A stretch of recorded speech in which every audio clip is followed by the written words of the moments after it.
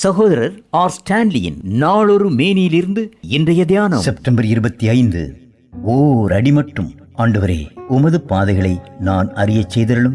உமை நோக்கி நாள் முழுவதும் காத்திருக்கிறேன். சங்கீதம் 25:4-5. பொறுமையாக காத்திருத்தலே தேவ சித்தம் செய்ய சிறந்த வழி. தமக்கு தேவையான உணவை விட தந்தையின் விருப்பம் செய்வது இயேசுவுக்கு முக்கியமாயிருந்தது. தான் என்ன செய்ய வேண்டுமென்று தந்தை விரும்புகிறார் என்பதை தெரியும் வரை அவர் காத்து கிடந்தார். எச்சூழலிலும் பதறாமல் அச்சமயத்தில் பிதா என்ன செய்திருப்பார் என்று அறிந்து கொள்ள அமைதியாய் தியானித்தார். பிதாவானவர் செய்ய குமாரன் காண்கிறது எதுவோ அதையே என்றே வேறொன்றையும் தாமாக செய்ய மாட்டார். அவர் எவைகளை செய்கிறாரோ அவைகளை குமாரனும் அப்படியே செய்கிறார் என்பது இயேசுவின் சாட்சி. யோவான் 5:19. மணவீட்டில் ஏற்பட்ட திராட்சை ரச தட்டுப்பாட்டை மரியாள் விரைந்து இயேசுவுக்கு அறிவித்தார். இயேசுவோ தமது வேளை இன்னும் வரவில்லை என்று நிதானமாக பதிலளித்தார். வேலைக்காரர் பொறுமையாய் காத்திருக்க துவங்கியவன்தான் இயேசு பேச ஆரம்பித்தார். யோவான் 2:5-8 வரை. காத்திருந்த அவ்வேளையில் பிதாவிடமிருந்து அவருக்கு ஆலோசனை வந்திருக்கும்.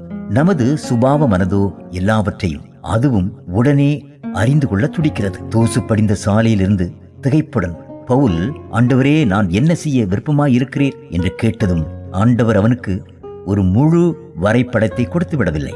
நீ எழுந்து நகருக்குள்ளே போ, நீ செய்ய வேண்டியது அங்கே உனக்கு சொல்லப்படும் என்று எளிமையாக சொல்லிவிட்டார். அப்போஸ்தலர் நடபடிகள் 9:6. தலைகர்வம் பிடித்த அந்த அறிவாளிக்கு இப்பதில் எவ்வளவு தாழ்மைப்படுத்துதலாய் தெரிந்திருக்கும். கடவுளோ ஓர் அடி மட்டும்தான் காட்டுவார். அவர் காட்டும் முதல் அடி அவ்வளவு எளியதாயிருப்பதால் நாம் அதை மதிப்பதில்லை. எனவே அடுத்து வரவுள்ள நடத்துதலை சற்று பெறாமல் போகிறோம். ஆவியின் வரங்கள் அதிகமாக பேசப்படும் இக்காலத்தில் நாம் எல்லாவற்றையும் உடனுக்குடன் அறிந்து கொள்ள முடியுமென்றே துணிவண்ணம் தலைவிரித்தாடுகிறது. ஆனால் கடவுளின் வெளிப்பாடு மற்றும் நடத்துதலின் முறையானது இங்கே கொஞ்சம் அங்கே கொஞ்சம் என்றுதான் இருக்கும். எசாயா 28:10. அதுவும் குழந்தை போன்ற மனப்பான்மை கொள்பவர்களுக்கே வாக்கருளப்பட்டது. வசனம் 9. சங்கீதம் 131:2. அவசரப்பட்டு தீர்மானித்ததால் மனவாழ்வை நாசமாக்கிய வாலிபர்தான் எத்தனை. கடவுளுக்கு முன்னால் ஓட வேண்டாம், பின்தங்கியும் விட வேண்டாம். அவரிடமிருந்து அமர்ந்திருப்பதை கற்றுக்கொள்வோம்.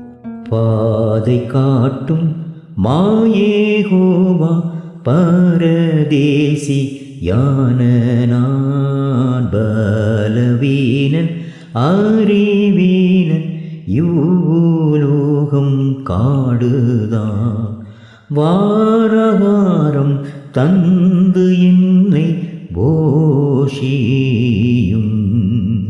பாமாலை W. வில்லியம்ஸ்.